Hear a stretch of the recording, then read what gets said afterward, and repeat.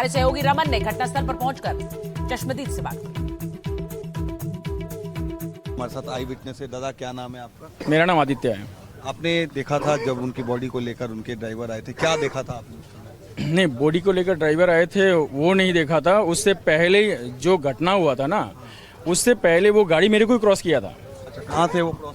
मैं जस्ट मतलब red light है, पीछे एक रेड लाइट है, उस रेड लाइट में उनका गाड़ी क्रॉस हुआ है। उनका गाड़ी थोड़ा स्पीड ज़्यादा था, मेरा गाड़ी का स्पीड कम था। तो उन्होंने, मेरा गाड़ी होगा 30-40 का स्पीड होगा, 50 का स्पीड होगा, उनका होगा 60 का स्पीड। वो क्रॉस करके आए, लगभग 100-150 मीटर की दूरी में आगे आए, तब जाकर के उनका गाड़ी अचानक बंद हो गया। और अचानक जैसे बंद हो गया, उसके मतलब सेकंड नहीं लगा होगा, गोली की आवाज़ सुना है।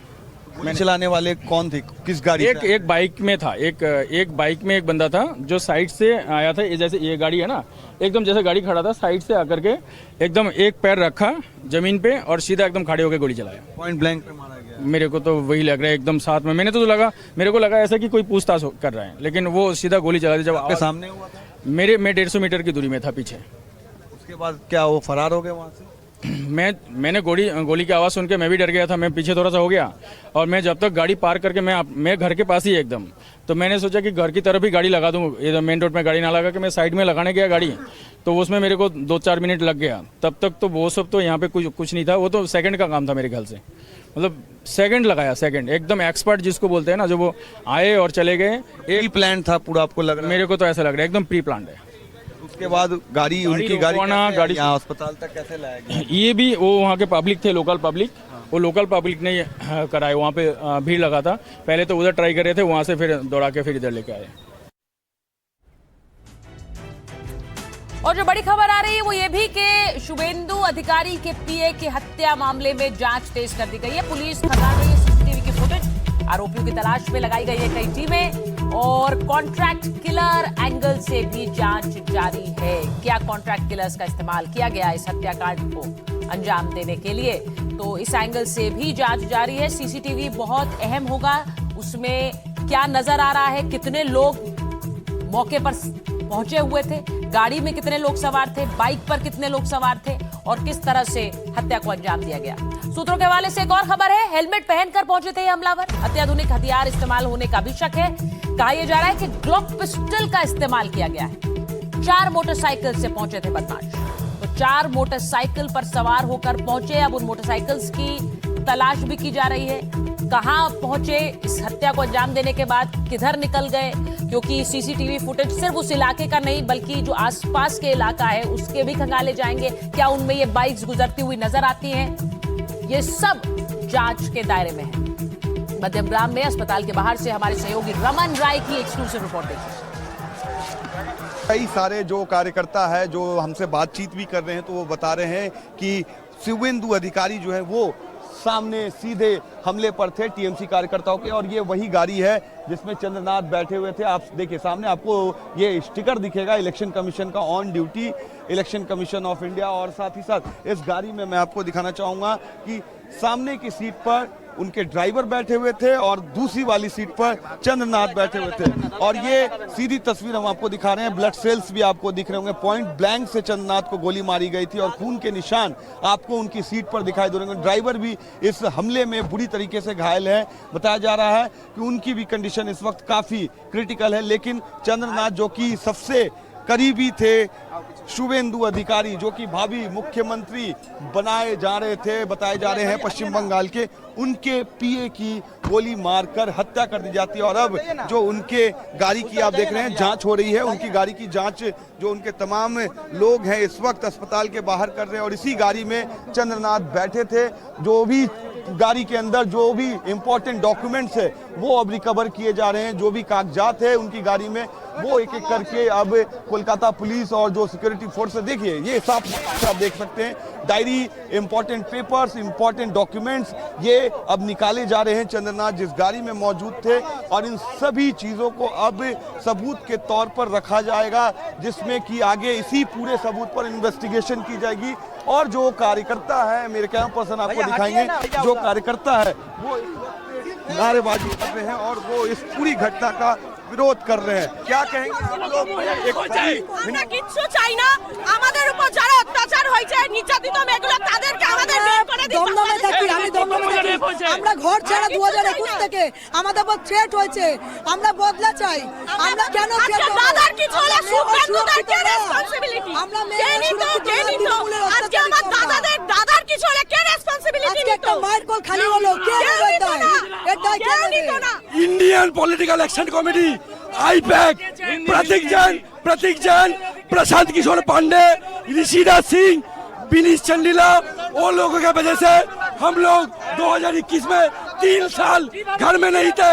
क्या मांग करें? हम नरेंद्र मोदी जी के चरण छू के बोल रहे हैं, ये विचार करवाइए। अपना शुभेंदु अधिकारी मेन लीडर है, उनके ऊपर आक्रमण हुआ है, उनका पीए को हत्या किया गया है, इसके आप विचार करिए। मोदी जी आप ये टीएमसी किया है, हाँ टीएमसी किया है।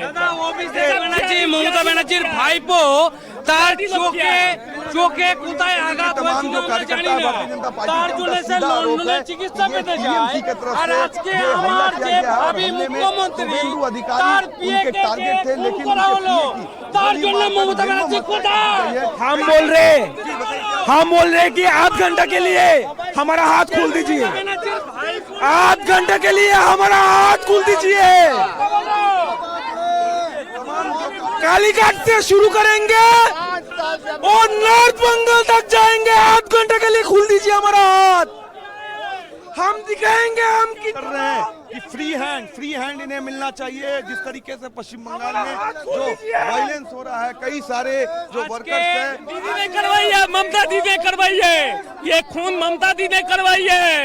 इनका सीधा आरोप है कि जिस तरीके से पोस्टपोन वायलेंस बंगाल में हो रहा है, कई जगह पर देखे जा रहे हैं कि टीएमसी के ऑफिस में जो हमले किए जा रहे हैं, वो टीएमसी आरोप लगा रही है कि बीजेपी के कार्यकर्ताओं के द्वारा हत्या किया जा रहा है, हमला किया जा रहा है। लेकिन भारतीय जनता पार्टी का कहना है कि ये जो भी लोग हैं, ये भारतीय जनता पार्टी के कार्यकर्ता नहीं है, ये टीएमसी के गुंडे हैं जिन्होंने भगवा झंडा पहना और भगवा झंडा लेकर वो अब सीधा हमला कर रहे हैं पश्चिम बंगाल में भारतीय जनता पार्टी के लोगों पर। और तनुष्का हमारे साथ जुड़ी हुई हैं। तनुष्का, जो मैं सुन पा रही थी नाराज कार्यकर्ताओं को, वो सब कह रहे हैं कि ममता दीदी ने कराया है और इसका जवाब दिया जाएगा। यहां तक कि शुभेंदु अधिकारी ये कहकर गए कि इसका जवाब दिया जाएगा। इसका मतलब क्या निकाला जाए? जी बिल्कुल, शुभेंदु अधिकारी ने अपने पर्सनल असिस्टेंट के मौत पर ये भी कहा है कि 15 साल से ये जो जंगल राज चल रहा है उसका अंत अब आने का समय आ गया है और उसका अंत बीजेपी ही लाएगी। और बोला है कि ये उस जंगल राज का ही नतीजा है कि आज उनके पर्सनल असिस्टेंट की हत्या कर दी गई है। जाहिर सी बात है कि बीजेपी सपोर्टर्स और बीजेपी वर्कर्स में काफ़ी निराशा है, अभी काफ़ी आक्रोश भी है और बीजेपी लीडर्स ने भी, सीनियर लीडर स्वपन दास गुप्ता जैसे, अग्निमित्रा पॉल जैसे ने काफ़ी क्लियरली बोला है कि ये प्री प्लान मर्डर लग रहा है। जो डीजीपी है वेस्ट बंगाल पुलिस के, जो ये केस देख रहे हैं, उन्होंने भी कहा है कि इन्वेस्टिगेशन के मुताबिक, उनकी इन्वेस्टिगेशन के मुताबिक ये भी समझ आ रहा है कि 3 दिन पहले से रैके कर लिया गया था मध्यम ग्राम में, उस एरिया का जहां पर चंद्रनाथ रथ का घर है और उनके घर के बस 200 मीटर दूर बाद ही उनको स्पॉट पर मारा गया है, रोड पर, जब वो घर से बाहर निकल रहे थे। तो ये पूरा जो रूट है वो नाप लिया गया था पहले ही। और इस समय पर ऑफ कोर्स बीजेपी के जो कार्यकर्ता हैं और तृणमूल कांग्रेस के भी, उनके बीच में काफ़ी टेंशन बनी रह सकती है। और तृणमूल कांग्रेस ने भी एक ऑफिशियल स्टेटमेंट दिया है जिसमें उन्होंने इस मर्डर की निंदा करी है, पर उन्होंने ये भी बोला है कि एक कोर्ट मॉनिटर्ड सीबीआई इन्वेस्टिगेशन होना चाहिए इस मामले में। उन्होंने टीएमसी कार्यकर्ताओं पर भी जो वायलेंस, हिंसा हुई है और जो मर्डर्स हुए हैं उसके बारे में भी बात करी है और ये भी बोला है कि उन पर भी जांच पड़ताल होनी चाहिए। तो इस समय डेफिनेटली ये वापस से बीजेपी और तृणमूल कांग्रेस के बीच में जो बाताबाती है उसमें ये ऑफ कोर्स और खुल के आ जा रहा है। पर आगे इसमें क्या होता है, क्योंकि ये कोई छोटी मोटी बात नहीं है। शुभेंदु अधिकारी की जो पर्सनल असिस्टेंट थे वो उनके बहुत ही क्लोज एड थे, उनके साथ वो हर जगह जाते थे, उनकी हर प्लानिंग, पॉलिटिकल प्लानिंग हो या पर्सनल प्लानिंग हो, कोऑर्डिनेशन हो, हर चीज में चंद्रनाथ रथ ने उनका साथ दिया है। वो हर समय उनके साथ ही घूमते थे। वो इलेक्शन तनुष्का जरा ये भी बताइए कि भवानीपुर में वोटिंग से पहले जो स्ट्रांग रूम का ड्रामा हुआ था, जो तस्वीरें हमने देखी, जो जिस तरह से रात बीती, उस रात को ममता बनर्जी आई और धरना हुआ, उस सब में भी चंद्रनाथ रथ की भूमिका थी, ये भी बताया जा रहा है, क्योंकि वो भी वहां मौजूद थे। जरा बताइए।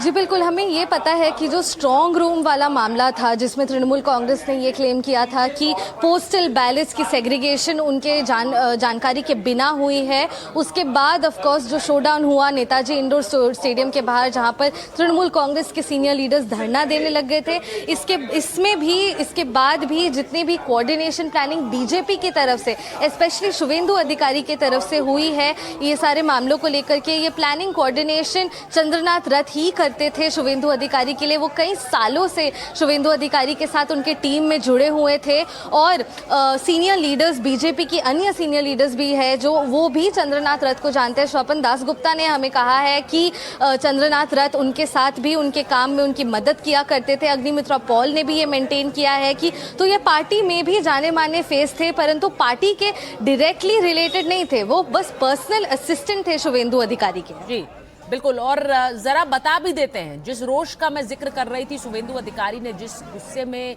ये बात भी कही, जाहिर है उनके, आपने कहा कि एक तरह से सहयोगी रहे पिछले कई सालों से। पीए की हत्या के बाद देर रात शुवेंदु अधिकारी मध्यम ग्राम पहुंचे थे और देर रात अस्पताल पहुंचे, और अस्पताल के बाहर पत्रकारों से उन्होंने बात की और कहा यह प्री प्लान्ड था और इसका हिसाब लिया जाएगा। सुनिए। ये जो ब्रूटली मर्डर हुआ है, ये प्री प्लान मर्डर है, ये हम लोग का बात नहीं है, पुलिस का डीजीपी का बात है। 2-3 दिन रेकी करके fully pre plan murder, police ने इन्वेस्टिगेशन चालू किया, स्टेट का सीनियर पुलिस ऑफिसर लोग आया, हम लोग बहुत पेनफुल हार्ट में ये जो मर्मांतिक हादसा हुआ, इसका निंदा करने का कोई भाषा हम लोग का पास नहीं है।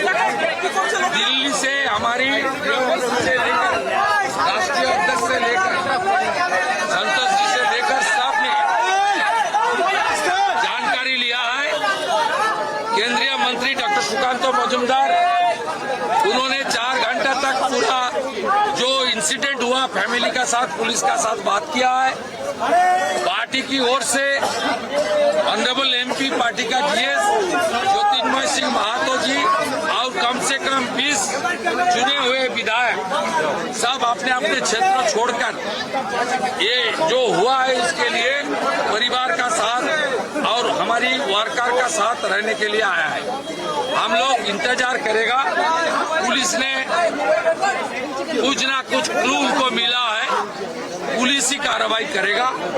डीजीपी देख रहा है, एक हमारी आईपीएस हमारी लीडर भारती घोष जी ने पुलिस का जो इन्वेस्टिगेशन और केस के अंदर क्या क्या हो सकता है वो उसको बारे में जानकारी इकट्ठा करेगा। बंगाल की जनता भी सुरक्षित नहीं है, ऐसी घटना हुआ है कि बंगाल के 15 साल का महाजंगल राज का एक उपबल का नतीजा है। बीजेपी सरकार जब पिकअप कर लेगा एडमिनिस्ट्रेशन, तब धीरे धीरे गुंडा को सफाई करने का काम शुरू हो जाएगा। और आपने शुवेंदु अधिकारी को सुना, लेकिन बीती रात बीजेपी के कई नेता अस्पताल पहुंचे थे और उन्होंने क्या प्रतिक्रिया दी, जरा ये भी सुनिए। Police is investigating the matter. आप धैर्य रखिए, कार्यकर्ता को हमने बोला कि धैर्य रखिए और पुलिस पूरा व्यवस्था लेगी। डीजी साहब आए थे खुद, और डीजी पुलिस ने जो बताया, इन्वेस्टिगेशन बहुत दूर तक गया है, किसी को बख्शा नहीं जाएगा। लीगली जो प्रोसीड्योर है सबको कानून के दायरे में लाया जाएगा, एक भी नहीं बचेंगे। पर पावर से जाने के बाद उनका गुस्सा, उनका प्रतिहिंसा, उनका फ्रस्ट्रेशन, यही सब बाहर आ रहा है। और सबसे दुख की बात यह है कि उन्होंने जिनको टारगेट किया एकदम नॉन पॉलिटिकल, क्योंकि चंद्र का यही उसका दोष था कि भवानीपुर के चुनाव में बहुत वो काम किया था शुभेंदु दा के लिए, और भवानीपुर से ममता बनर्जी हारी, इसी गुस्से में क्या ऐसा हुआ है, ये सवाल तो उठता है। क्योंकि जो सूत्रों से हम लोग पता चलता है कि बहुत ठंडे दिमाग से ये प्लान किया हुआ मर्डर है। पॉइंट ब्लैंक रेंज से जो शार्प शूटर थे, प्रोफेशनल शार्प शूटर से ये निश्चित किया गया कि चंद्र किसी भी हालत पे वो जिंदा नहीं लौट पाए। इसीलिए गाड़ी रोक के उसके गाड़ी के सामने आके लगातार गोली, ये इतना दरिंदगी हम लोग तृणमूल जमाने में देखे थे, तृणमूल जाते वक्त भी देख रहे हैं। जो Chandra was a person I have worked with very closely over the years in different political campaigns. His was not an accidental death. It was a pre-planned political assassination. It was a murder whose fingerprints, I'm sure, will lead right to the top of a defeated party which cannot accept, which cannot reconcile itself to a devastating defeat in the elections. और हमारी सहयोगी तनुष्का हमारे साथ जुड़ रही हैं। तनुष्का, जरा बताइए कि आज शुभेंदु अधिकारी कहां पर हैं, क्योंकि हम ये भी जानते हैं कि एक शपथ ग्रहण कार्यक्रम होना है अगले 24 घंटे के भीतर, और उसका सबसे पहले एक बड़ी बैठक बीजेपी के अंदर भी होनी थी, विधायक दल की भी बैठक होनी थी, तो आज कहां है शुभेंदु? शुभेंदु अधिकारी कल रात को मध्यमग्राम आए थे इस घटना के बाद। अभी उनके वेयरअबाउट्स क्लियर नहीं है कि वो एग्जैक्टली मध्यमग्राम में ही है अभी भी या फिर अपने रेजिडेंशियल एड्रेस पर है जो कलकत्ता के पास में ही है। पर इस समय पर हम ये ज़रूर कह सकते हैं कि पोस्टमार्टम जो है शुभेंदु अधिकारी के पर्सनल असिस्टेंट चंद्रनाथ रथ का, वो 10 बजे शुरू होने वाली है। पोस्टमार्टम 10 बजे शुरू होने वाली है। मैं अभी बारासात मेडिकल कॉलेज में ही प्रेजेंट हूँ, जहाँ पर चंद्रनाथ रथ के शव को यहां पर लाया गया था पोस्टमार्टम के लिए। और ये इस समय की ब्रेकिंग न्यूज़ है कि 10 बजे पोस्टमार्टम शुरू होने वाली है चंद्रनाथ रथ की। और इसके बाद ऑफ कोर्स आगे देखा जाएगा। पोस्टमार्टम ध्यान में रखिएगा कि वीडियोग्राफी की जाती है पोस्टमार्टम होते समय, और एक जुडिशियल मैजिस्ट्रेट के प्रेजेंस में ही पोस्टमार्टम की जाती है। बड़ी खबर बता रही है तनुष्का, जो कि ग्राउंड पर मौजूद हैं, और वो कह रही है 10 बजे पोस्टमार्टम किया जाएगा। और पोस्टमार्टम रिपोर्ट बहुत अहम होती है जांच को आगे बढ़ाने के लिए भी। और जिस तरह से कहा जा रहा है पॉइंट ब्लैंक रेंज पर गोली मारी गई, ऐसे में सारी डिटेल्स जो है वो पोस्टमार्टम रिपोर्ट के बाद ही सामने आएंगी। और तनुष्का वहीं पर मौजूद है। तनुष्का, ये भी बताइए कि बीजेपी के अंदर एक मंथन सीएम के नाम को लेकर भी होना है। कहा जा रहा था कि कल 8 तारीख को बड़ी बैठकें हैं। मैं जरा उस परिप्रेक्ष्य में भी इसको देखना चाह रही हूं, क्योंकि 9 तारीख को शपथ ग्रहण का दिन तय हुआ है। ऐसे में उससे पहले एक बड़ा एक तरह से झटका है ये हत्या, क्योंकि इसे पॉलिटिकल असैसिनेशन कहा जा रहा है। आपने सुना अभी स्वपन दास गुप्ता को। जी बिल्कुल, जैसा कि आपने मेंशन किया, बीजेपी लीडर्स, सारे सीनियर लीडर्स इस समय पर शुभेंदु अधिकारी इंक्लूडिंग इसको एक प्री मेडिटेटेड पॉलिटिकल असैसिनेशन कह रहे हैं। और ये डेफिनेटली क्रूशियल है नोट करना। आपने भी जैसे मेंशन किया कि कल लेजिस्लेटिव असेंबली की मीटिंग होगी, बैठक होगी, जिसमें काफ़ी सारे इंपॉर्टेंट डिस्कशंस किए जाएंगे विद रिस्पेक्ट टू आगे का प्लान को लेकर के। बीजेपी जो सरकार बनाने जा रही है बंगाल में, पहली बार सरकार बनाने जा रही है, उसको लेके, कैबिनेट को लेकर के, ये सारी मेन डिस्कशंस कल की मीटिंग में होंगे। और उसके बाद ऑफ कोर्स शपथ ग्रहण 9 को है। 9 तारीख का ये जो शपथ ग्रहण है, ऐसे सर्कमस्टांसेस में कैसे आगे जाएगा इतने टेंस माहौल में, क्योंकि काफ़ी आक्रोश भी है बीजेपी के कार्यकर्ताओं में और बीजेपी के लीडर्स में भी एज वेल। तो ऐसे एनवायरनमेंट में ओथ टेकिंग किस तरीके से आगे किया जाएगा वो ज़रूर देखने को रह गया है। और ऑफ कोर्स ये भी कि chief ministerial face, front runner जो चीफ मिनिस्टेरियल फेस के हैं शुभेंदु अधिकारी, उनके ही पर्सनल असिस्टेंट के साथ, उनकी ही पर्सनल असिस्टेंट की हत्या कर दी गई है। बिल्कुल। और आपको ये भी अपने दर्शकों को बता रही हूं तनुष्का कि अर्जुन सिंह ने इस हत्याकांड को लेकर अभिषेक बैनर्जी पर सीधे आरोप लगा दिए हैं। सुनिए क्या कहा। देखिए भाई, अभिषेक बनर्जी ने हत्या करवाई है, अभिषेक बनर्जी ने हत्या करवाई है। और वो एक मैसेज देना चाहता है कि हम सरकार में भले ना हो, लेकिन हम तुम्हारे ऊपर भारी हैं। लेकिन वो मूर्ख है, वो हम लोग पर भारी नहीं, इसका जवाब मिलेगा। Everyone has got the right to speak. It's a democratic forum, democratic party. I respect everyone's speech. But the way possible violence is going on, Tribal workers are getting murdered. We will take it up legally. It's very unfortunate. I've spoken on it yesterday. तो आपने सुना अभिषेक बैनर्जी से भी सवाल पूछे गए। उन्होंने कहा कि हम इसे कानूनी रूप से लेंगे कि जिस तरह से पश्चिम बंगाल में हत्याएं हो रही हैं और चुनाव के बाद हत्याएं हो रही हैं। तो आप इसे समझिए कि अब ये पूरा मामला एक बार फिर से बीजेपी वर्सेस टीएमसी हो गया है और हत्याकांड के लिए बीजेपी के नेता सीधे सीधे टीएमसी को जिम्मेदार ठहरा रहे हैं।